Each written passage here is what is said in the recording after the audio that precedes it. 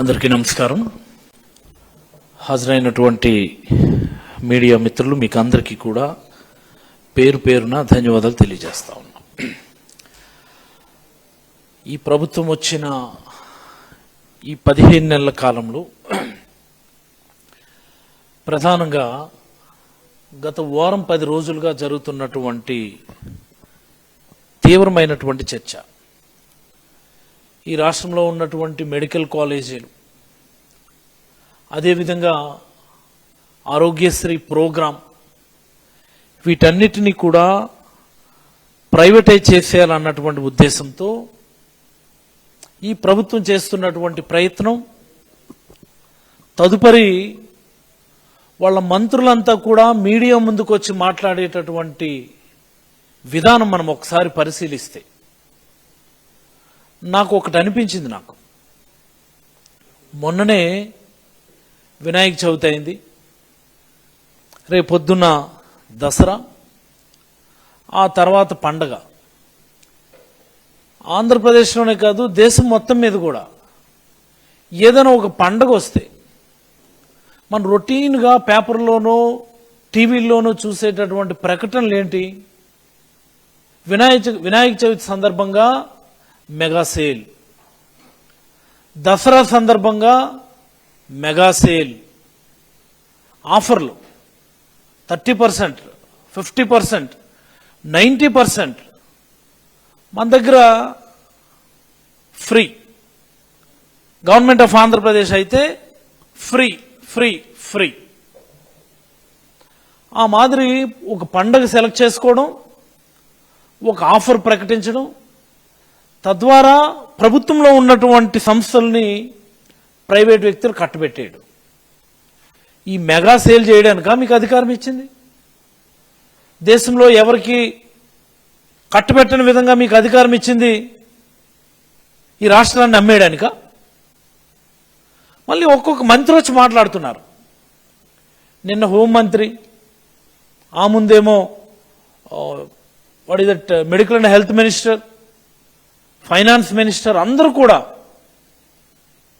PPP అనేది చాలా అద్భుతమైనటువంటి విధానం, పీపీపీ మోడల్లో ప్రభుత్వానికి నష్టమేం లేదు, ప్రజలకేమో నష్టమేం లేదు అని దాన్ని సమర్థించుకోవటం. ఈ సమర్థించుకోవడం ఏంటండి నాకు అర్థం కాదు. అంటే మీరు ఇది ఒక ట్రయల్ రన్ కింద మీరు స్టార్ట్ చేస్తున్నారా? మెడికల్ కాలేజీల్ని ప్రైవేట్కి ఇవ్వడం అనేటటువంటి ప్రక్రియ ఓ ట్రయల్ రన్ కింద మీరు టేకప్ చేస్తున్నారా? రాబోయే రోజుల్లో ఇలాంటివి మరిన్ని మనం చూడబోతా ఉన్నామా? ఎడ్యుకేషనల్ ఇన్స్టిట్యూట్స్, స్కూల్స్, మంచి మంచి స్కూల్స్ ఏమని ఉంటే ప్రైవేటులకు ఇచ్చేయటం. కొన్ని బ్రహ్మాండమైనటువంటి రెసిడెన్షియల్ స్కూల్స్ ఉన్నాయి, ఏపీఆర్ స్కూల్స్, వాటిని ఇచ్చేస్తారా? ఆల్రెడీ హాస్పిటల్స్ని ఎలాగో ఇచ్చేయడానికి చూస్తున్నారు. టూరిజం డిపార్ట్మెంట్ పూర్తిగా అమ్మకానికి పెట్టేశారు. టూరిజం డిపార్ట్మెంట్లో ఇంకా ప్రభుత్వం ఆధ్వర్యంలో ఏముంది? ఇంకా రుషికొండలో జగన్మోహన్ రెడ్డి గారు కట్టినారు కాబట్టి బిల్డింగు, దాన్ని కూడా ప్రైవేట్కి ఇచ్చేస్తే గొడవ చేస్తారని ఆగున్నారు, కానీ లేకపోతే అది ఇచ్చేస్తారు మీరు. ఈ రాష్ట్రంలో ఉన్నటువంటి అన్ని టూరిజం ఆఫీసులను కూడా ఆల్రెడీ అమ్మకానికి పెట్టేశారు. ఒక డిపార్ట్మెంట్కి దుకాణం, ఒక డిపార్ట్మెంట్కి తాళం వేశారు. ఇప్పుడు హాస్పిటల్స్ మీద పడ్డారు, మెడికల్ కాలేజ్ మీద పడ్డారు, ఆరోగ్యశ్రీ మీద పడ్డారు. అంటే ఇది ఒక ట్రయల్ రన్. ఇది పీపీపీ మోడల్ టేకప్ చేయడం అనేటటువంటిది ట్రయల్ రన్.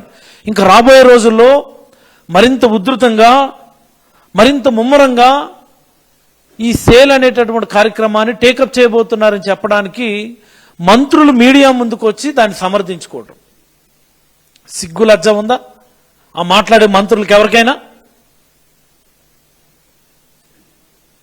అన్ని ప్రైవేట్ వాళ్ళకి ఇచ్చేసి మీకెందుకు ప్రభుత్వం? మరి మీరు కూడా రిజిగ్నేషన్లు ఇచ్చేసి ఎవరైనా కన్సల్టెంట్లు పెట్టుకోండి, కన్సల్టెంట్లు పెట్టుకోండి, వాళ్ళ డిపార్ట్మెంట్ రన్ చేస్తారు కదా ప్రైవేట్గా. ఆ హోంమంత్రి వంగలపూడి అనిత గారు ఏం మాట్లాడుతున్నారమ్మా మీరు? ఏం మాట్లాడుతున్నారు మీరు? ఓ దళిత కుటుంబంలో పుట్టి గవర్నమెంట్ టీచర్గా పనిచేసిన మీరు పేదలు ప్రజలకు చెందాల్సినటువంటి ఆస్తుల్ని, వాళ్ళ హక్కుల్ని, వాళ్ళ ఆత్మాభిమానాన్ని, వాళ్ళ గౌరవాన్ని ఈరోజు చంద్రబాబు నాయుడు గారు పీపీపీ మోడల్లో ప్రైవేట్ వ్యక్తులు కట్టబెడతా ఉంటే నువ్వు వచ్చి సమర్థిస్తూ మాట్లాడతావా? సిగ్గుగా అనిపించడం లేదా? దీనికానికి మంత్రిని చేసింది, దీనికానికి ఇన్ని అవకాశాలు ఇచ్చింది ప్రజలు. ఒకసారి ఆలోచించుకోండి.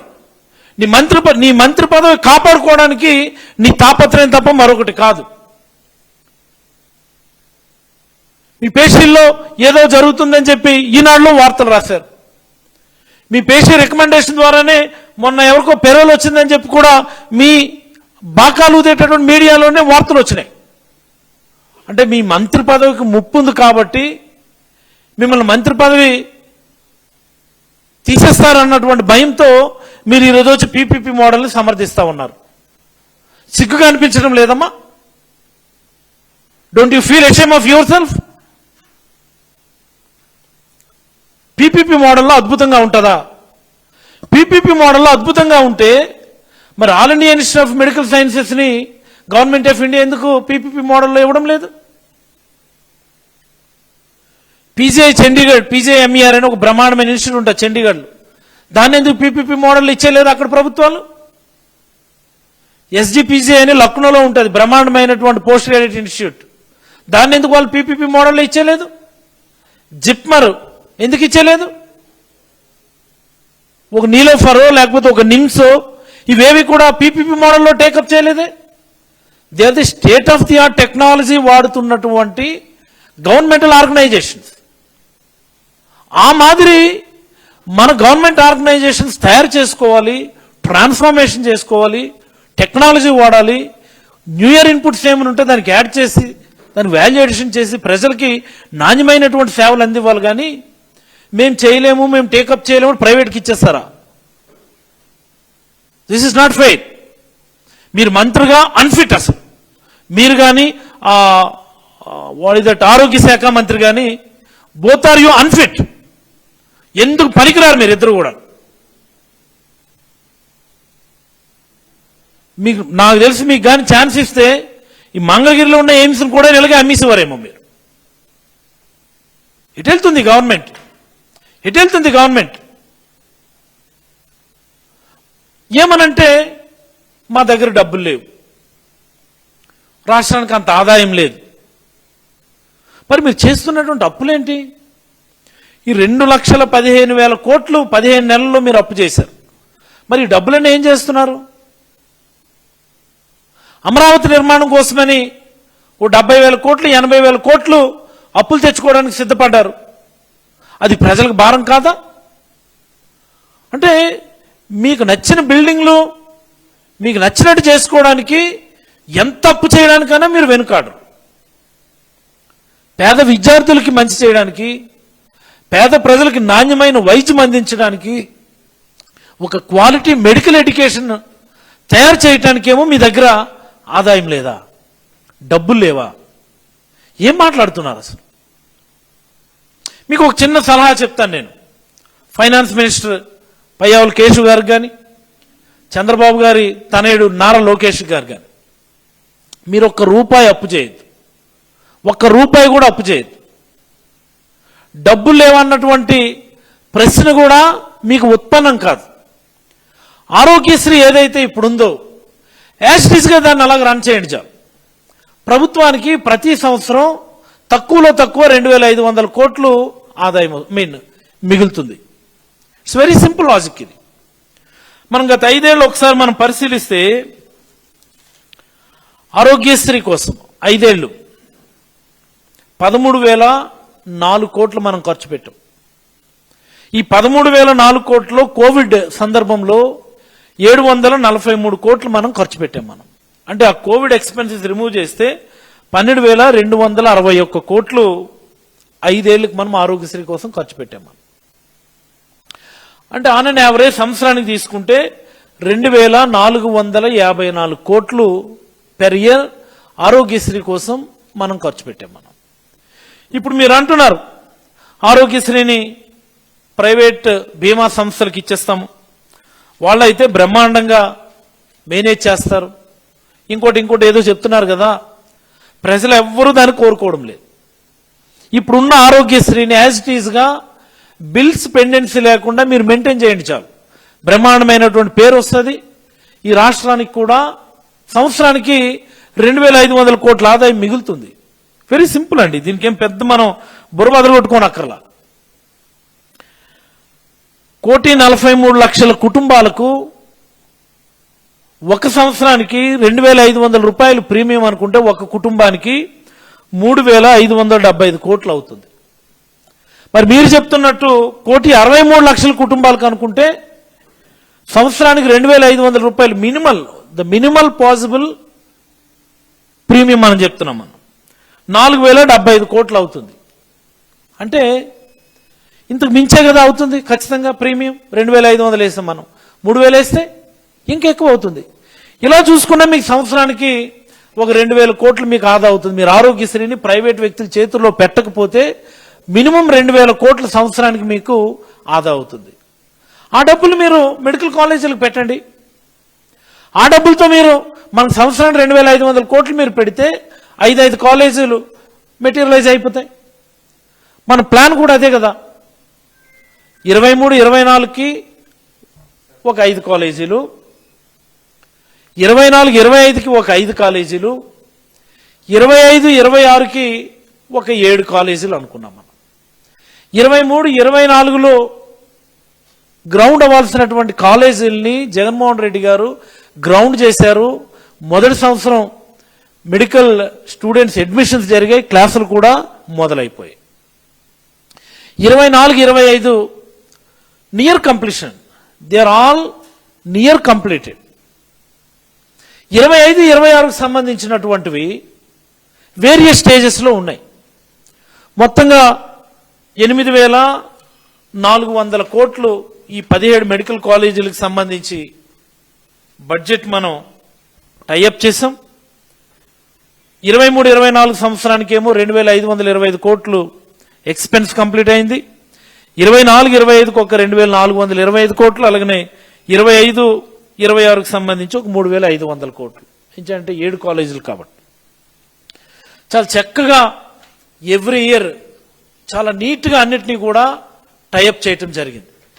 ఇందులో నాబార్డ్ నుంచి కొంత నిధులు, గవర్నమెంట్ ఆఫ్ ఇండియా నుంచి స్పెషల్ అసిస్టెన్స్ కింద కొంత నిధులు, సెంట్రల్ సెక్టర్ స్కీమ్ కింద కొంత నిధులు, మెజారిటీ కాలేజీలకు అన్నిటికీ కూడా నాబార్డుతో మనం టైఅప్ చేసి 8,500 కోట్ల డబ్బులు, దానికి అవసరమైనటువంటి డబ్బులు ఫైనాన్షియల్ టైఅప్స్ కూడా పూర్తి చేసి మీ చేతిలో పెడితే నిన్న హోంమంత్రి గారు వచ్చి ఏం మాట్లాడుతున్నారండి? ఆవిడ ఏం మాట్లాడుతున్నారు? నా దృష్టిలో ఈ ప్రభుత్వం సోషల్ మీడియాలో లేకపోతే మీడియాలో దుష్ప్రచారం చేసే వాళ్ళ మీద కేసులు పెట్టాలి, జైల్లో పెట్టాలి, చంద్రబాబు గారి మాటల టైప్లో చెప్పాలి అంటే బొక్కలో పెట్టాలి అని చెప్పి అన్నారు కదా. అలాంటి చట్టం ఏదైనా వస్తే మొట్టమొదటి కేసు పెట్టాల్సింది ఈ రాష్ట్ర హోంమంత్రి అనిత గారి మీదనే. ఈ రాష్ట్ర హోంమంత్రి అనిత గారి మీదనే మొట్టమొదటి కేసు పెట్టాలి. ఏమా నాకు అర్థం కాదు, ఏంటి ఆ ప్రజెంటేషన్ మీది? పనులు మొదలైనప్పుడు జరిగినటువంటి ఫోటోలు తీసుకొచ్చి మీరు మీ పవర్ పాయింట్ ప్రజెంటేషన్లో చూపిస్తారా? సిగ్గుగా అనిపించలేదా అబద్ధాలు చెప్పడానికి? మీకేమాత్రం బాధ అనిపించలేదా అబద్ధాలు చెప్పడానికి, ప్రజలకి రాంగ్ ఇన్ఫర్మేషన్ని పంపించడానికి? ఒకటి బేసిక్ నాలెడ్జ్, లోకేష్ గారైనా అనిత గారైనా ఇంకెవరైనా సరే ముందు గోతులు తవ్వుతాం, ఆ పైన పుట్టింగ్స్ వేస్తాం, ఆ పైన పిల్లర్స్ వేస్తాం, పిల్లర్స్ తర్వాత స్లాబ్లు వేస్తాం, స్లాబ్ల తర్వాత గోడలు కడతాం, గోడల తర్వాత ప్లాస్టరింగ్లు వేస్తాం, ప్లాస్టరింగ్ల తర్వాత ఫర్నిచర్ వర్క్స్, ఇంటీరియర్ వర్క్స్ చేస్తాం, లాస్ట్కి రంగులు వేస్తాం. అంతే తప్ప అనితమ్మ ముందు రంగులేసి రివర్స్లో చేయమమ్మా, తర్వాత గోడలు, తర్వాత స్లాబ్లు, తర్వాత పిల్లర్సు, తర్వాత పుట్టింగ్స్ వేయమమ్మా. నువ్వు సీరియస్గా తీసుకొచ్చి చూపిస్తున్నాను, కంప్లీట్ అయ్యాయా, స్లాబ్లు అయ్యాయా, గోడలు అయ్యాయా, ఏంట మాటలు? అంటే మీరు మెడికల్ కాలేజ్ స్టార్ట్ చేయాలి అంటే ముందు రంగులు వేసేయాలేమో, అక్కడికి వెళ్ళి రంగు డాబాలు పెట్టాలేమో ఆ ప్లేస్లో. అమరావతి అలాగే అయిపోయిందా? పిల్లర్ లేకుండానే అయిపోతుందా? మీకు స్లాబ్ లేకుండానే అయిపోతుందా?